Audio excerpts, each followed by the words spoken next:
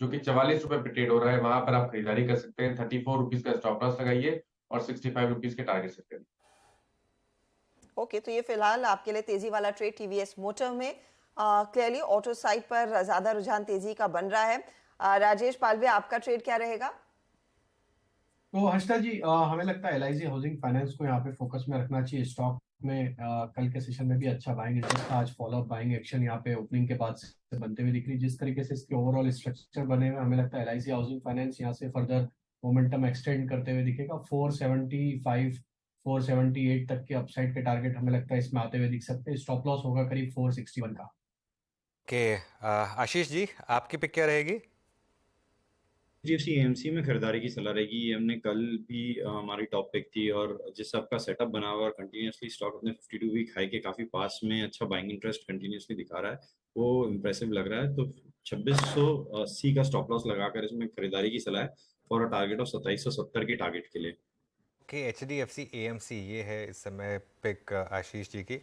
राजेश सतपुते जी, आपका ट्रेड? अनुज जी, देखिए मेरी नज़र है रिलायंस इंडस्ट्रीज पे। मुझे लगता है कि ये जो करेक्शन है it has landed exactly on it's 200 day में, जो करीबन 2340 के आसपास है फ्यूचर में। तो मुझे लगता है ये लेवल सही होगा कि हमें कुछ लॉन्ग करना है अगर रिलायंस इस लेवल पे। तो लेवल टू लेवल अगर प्ले करना है तो स्टॉप लॉस होगा 2320 का, 2320 का। और इस ट्रेड का जो पहला टारगेट होगा वो रहेगा करीबन 2380 का, उसके बाद 2410 का। ओके, तो ये फिलहाल रिलायंस इंडस्ट्रीज पर एक बाय साइड का ट्रेड आता हुआ, और विद ड्यू डिस्क्लोजर जो आप चैनल देख रहे हैं इसका स्वामित्व प्रबंधन नेटवर्क 18 और नेटवर्क 18 का स्वामित्व प्रबंधन रिलायंस इंडस्ट्रीज के हाथ में है। अगर आप ट्रेड ले रहे हैं रिलायंस में, जियो फाइनेंशियल सर्विसेज में, एक इंडिपेंडेंट एडवाइजर से जरूर बात करें। अच्छा गौरांग, मैं आपसे बात करना चाहती हूँ एमसीएक्स पर, क्योंकि ये एक स्टॉक है जहां पर हमने देखा कल भी तगड़ी तेजी 7-8% तक का इंट्राडे मूव था। आज फिर मजबूती के साथ कारोबार शुरू हो रहा है, और कंपनी ने तो कह दिया है कि 1 अक्टूबर ऑनवर्ड्स वो उस नए प्लेटफॉर्म पर शिफ्ट करेंगे। टेस्टिंग हो चुकी है, कॉन्फिडेंट है इस बारी। स्टॉक ने रनअप दिखा दिया है। अब एज द डेट नियर्स आपकी क्या सलाह होगी निवेशकों को? क्या आप मुनाफा वसूली कर लेनी चाहिए या फिर कुछ प्ले बाकी है? हर्षदा, मैं इस क्षेत्र के ऊपर बात करूंगा और इसमें मैं इक्विटी मार्केट्स को भी जोड़ना चाहूंगा। एमसीएक्स जैसे हमें पता है कमोडिटी रिलेटेड प्लेटफॉर्म्स मुहैया कराती है लोगों को सौदे करने के लिए, और हमारा अनुमान ये कहता है कि कमोडिटी मार्केट में और शेयर बाजार में जिस प्रकार से लोग अब तीव्र गति से जुड़ते जाते हैं, तो जाहिर है आपके जो वॉल्यूम्स है वो भी बढ़ेंगे, जो नए अकाउंट्स है वो भी जुड़ेंगे, और नंबर ऑफ ट्रेड्स जो है वो भी ऊपर जाएंगे। ये मैं बात कर रहा हूँ आने वाले 2-3-4 साल की मैं बात कर रहा हूँ। और उस सोच के आधार पर हर्षदा, हमारी राय यह है कि इस दोनों ही शेयर बाजार यानी कि इक्विटी मार्केट ट्रेडिंग प्लेटफॉर्म और कमोडिटी मार्केट ट्रेडिंग प्लेटफॉर्म, आपको उन सब कंपनियों पर ध्यान देना चाहिए लंबी अवधि के लिए जो सक्षम है और डाइवर्सिफाइड प्रोडक्ट्स ऑफर करते हैं। स्पेसिफिक टिप्पणी नहीं करूंगा क्योंकि कवरेज नहीं है, लेकिन हमें काफी इंटरेस्टिंग लग रहा है ये दोनों सेक्टर। अच्छा, एक बार जरा निफ्टी आईटी लेकर आइए। ये कोलैप्स हुआ एकदम से, निफ्टी आईटी में कोलैप्स आया। ये देखिए इंट्राडे चार्ट। ये अगेन थोड़ा सा बॉन्ड यील्ड, कल नैस्डैक भी ओवरनाइट में हायर लेवल से थोड़ा स्लिप हुआ था, ये उसका इम्पैक्ट है पूरा का पूरा। लेकिन ध्यान रखिए, नॉर्मली इस पॉकेट में बाय ऑन डिप्स की ट्रेड प्ले आउट हो रही है। नॉर्मली ये इंडेक्स इकलौता लार्ज कैप इंडेक्स है जो सारे मूविंग एवरेजेस के ऊपर, और एक्चुअली अभी भी 52 वीक हाई के काफ़ी करीब है। और एक महीने का चार्ट देखिए, अभी भी करीब 5-5.5% ऊपर है। लेकिन आज थोड़ी सी यहाँ पर डिक्लाइन है जिसको टीसीएस ने लीड किया है। एक बार टीसीएस का इंट्राडे चार्ट लेकर आइए। 0.8% नीचे इस समय। गाबा सर, इस गिरावट में बाय करना है या फिर अभी छोड़ दें? नहीं, टीसीएस मेरे ख्याल से थोड़ा छोड़ देना चाहिए। लो लेवल पॉसिबल है, ट्रेड करा 3549, पॉसिबल है कि 3500 भी देख सकते हैं। किसी को शॉर्ट करना है बिल्कुल शॉर्ट कीजिए। 3575 का स्टॉप लगाकर शॉर्ट करना चाहिए टीसीएस इस वीक।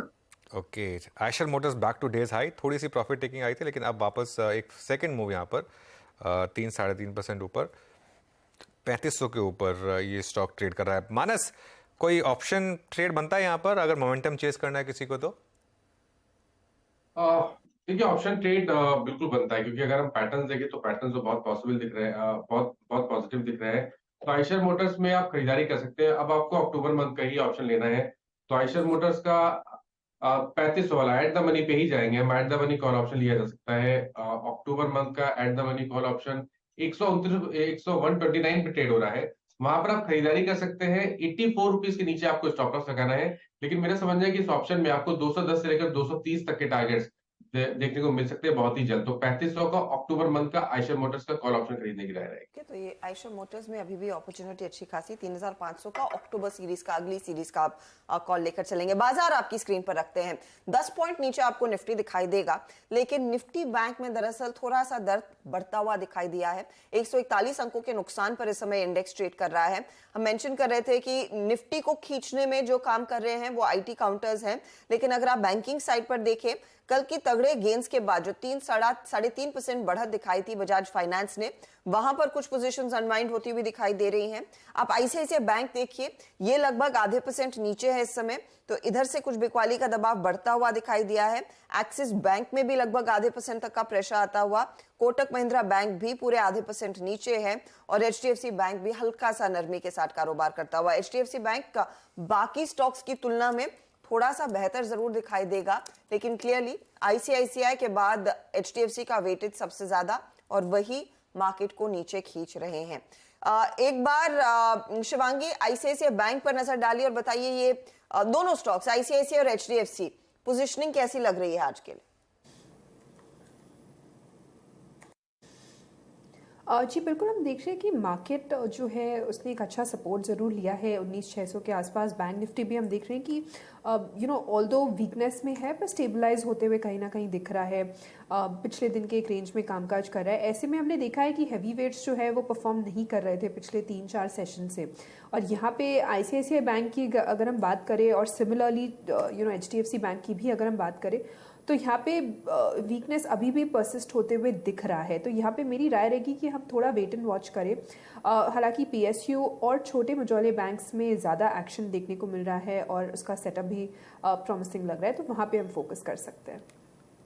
ओके, तो पीएसयू बैंकों पर ज्यादा जोर दीजिए। एक बार देख लेते हैं स्टेट बैंक ऑफ इंडिया का हाल, बैंक ऑफ बड़ौदा का हाल। कल पीएनबी में हमने देखा था थोड़ी सी एक्टिविटी बनती दिखाई दे रही थी। एसबीआई एकदम फ्लैट है। पंजाब नेशनल बैंक और बैंक ऑफ बड़ौदा में भी ज्यादा कुछ हरकत नहीं देखने को मिल रही है। कोई खास स्टॉक आपने चुना है क्या शिवांगी, अगर आपको लग रहा है पीएसयू बैंक इंडेक्स चलेगा? पीएनबी बहुत माइल्ड गेन्स पर 0.75% ही ऊपर। जी बिल्कुल, पीएनबी, एसबीआई ये सब पॉजिटिव लग रहे हैं और मेरा पसंदीदा काउंटर यहाँ इंडियन बैंक भी है, इस पे भी नज़र डाल सकते हैं। हम देख रहे हैं वीक ऑन वीक बेसिस में ये कंटिन्यूसली ये स्टॉक्स जो है अपना बेस हायर जोन्स की तरफ शिफ्ट कर रहे हैं। और इंडियन बैंक अगर हम देखें तो इसने एक पोल एंड फ्लैग पैटर्न का ब्रेकआउट दिया है वीकली फ्रेम में, तो यहाँ पे अच्छी तेज़ी नज़र आते हुए दिख रही है, स्लो एंड स्टेडी मार्केट के ओवरऑल वीकनेस के बावजूद। तो यहाँ पे हम एक्सपेक्ट कर रहे हैं कि 445 तक के नेक्स्ट टारगेट्स बनते हुए दिख रहे हैं, 420 के एक इम्पॉर्टेंट सपोर्ट को ध्यान रखते हुए। ओके,